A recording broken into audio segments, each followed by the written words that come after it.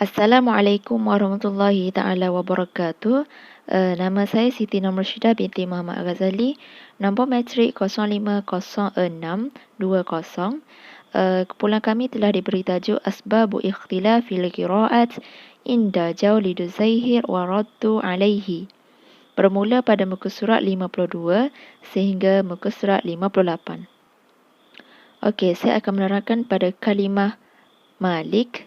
وفي بعض المواضع اتفق القراء على قراءتها بوجه واحد لأن غيره لم يصح به النقل ولم تثبت به رواية مع أن الرسم يحتمله.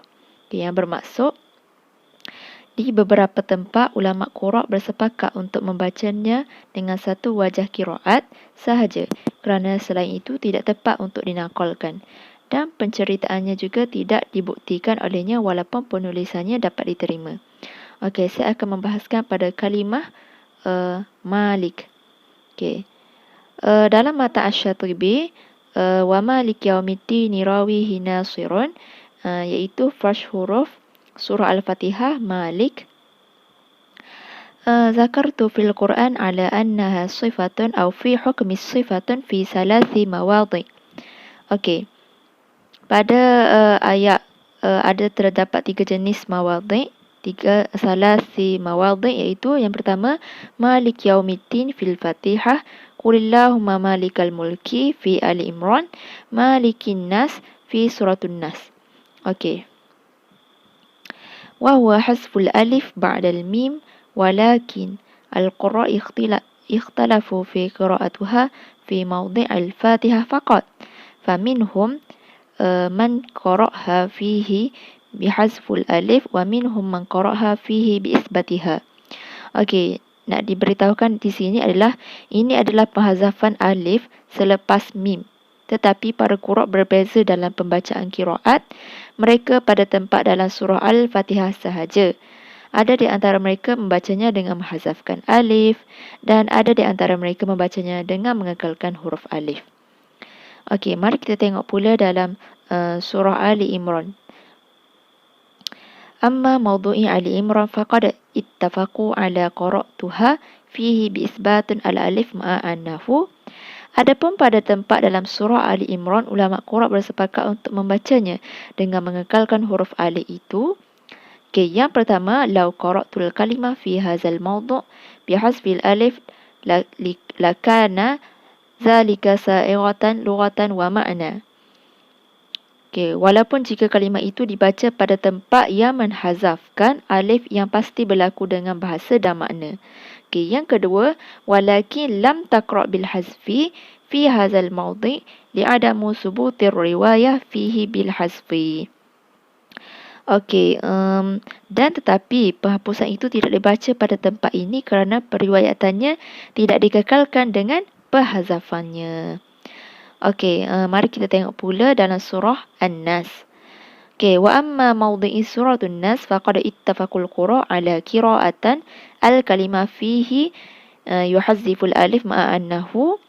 Okey, adapun pada tempat dalam surah An-Nas, ulama qura' bersetuju untuk membaca kalimah yang ada padanya dihazafkan alif. Walaupun jika kata ini dibaca dalam posisi ini dengan kekalkan alif itu. لو قرأت هذه الكلمة في هذا الموضع بإثبات الألف لكان ذلك سائغة لغة ومعنى ولكن لم تقرأ الكلمة في هذا الموضع بالإثبات لعدم ثبوت النقل فيه الإثبات. Okay, yang bermaksud penhazafan alif ini akan diterima dari segi bahasa dan maknanya, tetapi perkataan itu tidak dibaca pula tempat ini dengan kekalkan alif kerana tidak terdapat naqal pada huruf yang dikekalkan. Secara khulasahnya ialah ikhtalafu fi mawdhi'il Fatihah wattafaqu fi mawdhi'i Ali Imran wan Nas. Okey, berlaku khilaf Malik di kalangan ulama qura' dalam surah Al-Fatihah dan semua ulama qura' bersepakat membaca bacaan sama iaitu Malik dalam surah Al-Imran dan surah An-Nas. Okey, sekian itu sahaja daripada saya, kalimah Malik. Okey, sekarang saya akan serahkan kepada sahabat saya untuk menerangkan fash huruf seterusnya. Bismillahirrahmanirrahim. Saya Nurul Kamaliah binti Zuki, nombor matrik 050634. Seterusnya kita pergi kepada kalimah yang kedua, iaitulah perkataan risyawah. Terdapat dua tempat lafaz ini di dalam Al-Quran, iaitulah pada lafaz yang pertama pada surah Al-Baqarah ayat yang ke-7, wa ala absarim risyawah, dan yang kedua pada surah Al-Jasiyah ayat yang ke-23, wa ja'ala ala basarihi risyawah. Kalimah pada surah Al-Jasiyah ini terdapat pada matan Syatibi, wa risyawah bihil fathi wal iskan wal qasru syammala. Kita tengok kepada perincian dia. Wa hadhihi al-kalimah marsumah fi jami'il masahif al-Uthmaniyah bihazful alif ba'da shin fil mawdi'i ma'an. Perkataan ini ditulis dalam kesemua mushaf Uthmani dengan dibuang huruf alif selepas huruf shin pada kedua-dua tempat, iaitulah pada surah Al-Baqarah ayat 7 dan surah Al-Jasiyah ayat 23 tadi. Wa ma'a dhalik ittifaq al-qura' ala qira'atiha fi mawdi' al-Baqarah bi kasril ghin wa fathhi shin wa isbat alif ba'daha. Para qura' bersepakat membaca perkataan ini dalam surah Al-Baqarah dengan huruf ghin berbaris bawah, huruf shin berbaris atas, dan mengisbatkan, yakni tidak menggugurkan huruf alif selepas huruf shin, iaitulah risyawah. Waqtalafu fi qira'atiha fi mawdi' al-Jasiyah. Sementara itu, mereka tidak bersepakat pada bacaan perkataan ini dalam surah Al-Jasiyah. Faqara'aha ba'duhum bi kasril ghin wa fathhu shin wa alif ba'daha. Sebahagian mereka membaca perkataan ini dengan huruf ghin berbaris bawah, huruf shin berbaris atas, dan mengisbatkan, yakni tidak menggugurkan huruf alif selepas huruf shin, iaitulah risyawah. Wa qara'aha ba'duhum bi fathil ghin wa sukun asy-shin. Sebahagian yang lain pula membaca perkataan ini dengan huruf ghin berbaris atas dan huruf shin berbaris mati, yakni ghashwah. Walau qara'a mawdu' al-Baqarah bi fathil ghin wa sukun asy-shin lakana zalika sahihan lughah wa ma'na. Sekalipun perkataan ini dalam surah Al-Baqarah dibaca dengan huruf ghin berbaris atas dan huruf shin berbaris mati, iaitulah ghashwah, bacaan ini adalah bacaan yang sahih dari segi bahasa dan makna. Walakin lam yaqra' ahadun bihadhihi al-qira'ah fi hadzal mawdi' li'adamu thubutiha fihi. Walau bagaimanapun, tiada seorang pun dalam kalangan para ulama, para qura' yang membaca dengan bacaan ini pada surah Al-Baqarah kerana tiada bacaan yang sabit. وهذا يدل على أن القراءة إنما تؤخذ بالمشافهة والسماع ولا تؤخذ من خط المصحف ورسمه. Ini menunjukkan bahawa sesuatu bacaan itu diambil secara lisan dan daripada apa yang didengari, sama'i. Bacaan bukan diambil berdasarkan apa yang ditulis di dalam mushaf. Seterusnya kita tengok pada contoh yang ketiga, iaitulah perkataan as-sa'iqah. Terdapat 6 tempat lafaz ini di dalam Al-Quran. Yang pertama pada surah Al-Baqarah ayat yang ke-55, fa'aqazatkumus sa'iqatu wa antum tanzurun.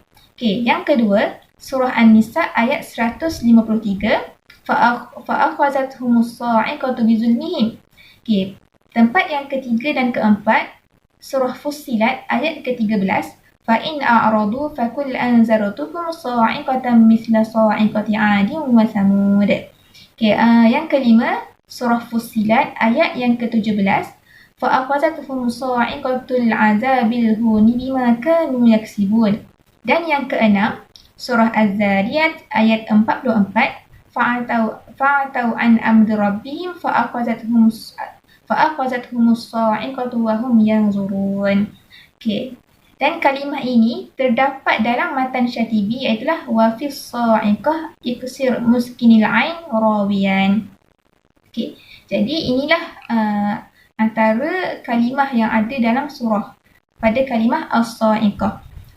Penerangan bagi kalimah as-sa'iqah ini akan diterangkan oleh sahabat saya selepas ini. Wallahu a'lam. Nama saya Sumaya binti Mazlan, nombor matrik 050626. InsyaAllah saya akan sambung pembentangan daripada sahabat saya. kalimah as-sa'iqah. Ba'da wa hadhihi al-kalimah marsumah fi jami'il masahif al-Uthmaniyah fil mawadi' as-sittah biduni alif ba'da sad as-sa'iqah.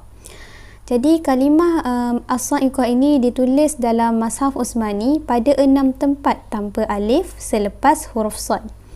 Walakin al-qurra ijma'u ala qira'atiha fil mawadi' al-khamsah al-ula bi itsbatil alif ba'da sad ma'al kasrul ain. Tetapi qurra menghimpunkan bacaannya pada 5 tempat pertama dengan ada alif selepas huruf sad bersama dengan ain baris bawah, iaitu seperti as-sa'iqah. واختلفوا في الموضع السادس فقرأها بعضهم فيه بإثبات الألف بعد الصاد مع كسر العين وقرأها بعضهم بحذف الألف مع سكون العين. Para qurra ini berbeza pada tempat ke-6. Pada tempat ke-6 para qurra ini berbeza bacaannya. Ada sebahagian qurra ini membaca dengan ada alif selepas huruf sad dan baris bawahkan ain seperti as-sa'iqah. Dan sebahagian lagi qurra membaca dengan hazaf alif bersama dengan sukun ain, iaitu as-saqah. Wa ma'na al-qira'atain wahid. Makna bacaan bagi as-sa'iqah dengan as-saqah adalah sama sahaja. Walakinnahum ittafaqu fil mawadi' al-khamsah wa ikhtalafu fis sadis. Fakana dhalika dalilan ala anna al-umdah fi subutil qira'ah at-tawqif wal riwayah wal rasmu wal kitabah. Akan tetapi, para qurra ini bersepakat pada 5 tempat pertama tadi dan berbeza pada tempat ke-6. Dan inilah yang dalil menunjukkan bahawa pegangan terhadap sabitnya qiraat ini adalah melalui riwayat, bukannya melalui resam dan tulisan. Seterusnya, kalimah karha.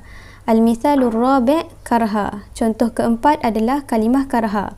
Dzakara hadzal lafzu fil Qur'anil Karim fi 6 mawadi'. Disebut lafaz karha ini dalam Quran sebanyak 6 tempat. Pada 6 tempat. Al-mawdi'ul awal fi Ali Imran, tempat pertama dalam surah Ali Imran. Walahu aslama man fis samawati wal ardi taw'an wa karha. Al-mawdi' al-thani fi surah An-Nisa fi qawlihi ta'ala, tempat kedua dalam surah Nisa, iaitu ya ayyuhalladzina amanu la yahillu lakum an tarithun nisaa karha. Al-mawdi' al-thalith fi Taubah, tempat ketiga dalam surah At-Taubah, qul anfiqu taw'an aw karhan lan yutaqabbala minkum. Al-mawdi'ur rabi' fi Ar-Ra'd, tempat keempat dalam surah Ar-Ra'd, walillahi yasjudu man fis samawati wal ardi taw'an wa karha. Al-mawdi' al-khamis fi Fussilat, tempat kelima dalam surah Fussilat, faqala laha walil ardi tiya taw'an aw karha. Al-mawdi' as-sadis fil Ahqaf, dan tempat keenam pada surah Al-Ahqaf, iaitu wa wassaynal insana biwalidayhi ihsana hamalathu ummuhu kurha wa wada'athu kurha. يوجد في متن الشاطبية وضم هنا كرها وعند براءة شهاب وفي الأحقاف ثبت معقلا. Dan kalimah lafaz karha ini terdapat disebut dalam matan Syatibi yang berbunyi wa dhamma huna karhan wa inda bara'atin shihabun wa fil ahqafi thubbita ma'qila. Wa yujad fi matan durrah karhan tara wal wala ka'asim ila hullila. Dan disebut juga dalam matan durrah, iaitu karhan tara wal wala ka'asim ila hullila. Seterusnya, waqad ittafaqal qurra ala qira'atil kalimah bi fathil kaf fil mawadi' al-awwal wal rabi' wal khamis wa ikhtalafu fil mawadi' al-thani wal thalith wal sadis. Jadi, para qurra ini bersepakat membaca kalimah karha ini dengan dengan kaf tu baris atas pada tempat-tempat yang pertama, yang keempat dan yang kelima. Dan para qurra ini berbeza pada tempat kedua, berbeza bacaan pada tempat kedua, ketiga dan keenam. Faminhum man qara'a bi dhammil kaf kurha wa minhum man qara'a bi fathiha karha wad dhammu wal fathu lughatan wahid. Sebahagian qurra ini membaca dengan kaf tu baris depan kurha, dan sebahagian lagi membaca dengan baris atas kaf tu baris atas dibaca dengan karha. Wad dhammu wal fathu lughatan wahid. baris depan, kaf tu baris depan ke ataupun kaf tu baris atas ke membawa maksud yang sama. وتجريد المصاحف من شكل الحروف يجعل كل موضع من المواضع الستة محتملا لقراءتي الضم والفتح. Dan dikosongkan mashaf ini daripada sebarang bentuk, menjadikan semua tempat daripada enam tempat tersebut membawa kepada wajah, membawa kepada dua cara bacaan, iaitu baca dengan baris atas dan baca dengan baris depan. فلو كان اختلاف القراءة نتيجة لخلو المصاحف من شكل لاختلاف القراء في جميع المواضع ولكنهم اتفقوا في البعض واختلفوا في البعض. Sekiranya perbezaan qiraat ini dilihat melalui kekosongan mushaf daripada sebarang bentuk baris, maka kenapa qura ini berbeza pada sebahagian tempat yang lain, dibaca dengan sebahagian tempat yang lain, dan bersepakat pada sebahagian tempat yang lain lagi. فحينئذ يكون العمدة في اختلاف القراءات إنما هو النقل والرواية ولا يكون لخلو المصاحف من الشكل دخل ما في اختلاف القراءات. Maka di sini menunjukkan bahawa pegangan pada perbezaan qiraat itu adalah melalui naqal dan riwayat, bukanlah dilihat melalui kekosongan mushaf dari sebarang baris ataupun tanda. Seterusnya, kalimah al-mithalul khamis, kalimah yuhzin. Sabata anna al-imam nafi'an qara'a lafzu yuhzin fil Qur'anil Karim kaifa warada bi dhammil ya' wa kasrul zai nahwu qawluhu ta'ala fi surah Yasin. Okey, contoh yang kelima pula adalah sabit bahawa Imam Nafi' ini membaca lafaz yuhzin dalam Al-Quran seperti mana yang diturunkan, iaitu dengan ya tu baris depan dan zai tu dibaca dengan baris bawah, seperti dalam firman Allah dalam surah Yasin, fala yahzunka qawluhum. Seterusnya, wa qawluhu ta'ala fi suratil an'am, firman Allah dalam surah Al-An'am, qad na'lamu innahu la yahzunuka alladhi yaqulun, wa qawluhu ta'ala fi surah Al-Mujadalah, dan dalam surah Al-Mujadalah, liyahzuna alladhina amanu, wastathna min zalika qawluhu ta'ala fi surah Al-Anbiya, dan dikecualikan kalimah yuhzin ini dalam surah Al-Anbiya, iaitu Imam Nafi' faqara'ahu bi fathil ya' wa dhammuz zai. Imam Nafi' membaca dengan baris ataskan ya dan dhammahkan zai. Maksudnya dibaca ya tu dengan baris atas dan zai dibaca dengan baris depan. La yahzunuhumul faza'ul akbar. Dan kalimah yuhzin ini terdapat dalam matan Syatibi yang berbunyi wa yahzunu ghairal anbiya bi dhammi waksiri dhamma ahfala, dan yujad fi matan durrah, dan terdapat juga dalam matan durrah, iaitu yang berbunyi wa yahzunu faftah dhamma kila siwalladhi ladal anbiya fadhamm wal kasru ahfala. Itu sahaja daripada kumpulan kami. Sekian, terima kasih.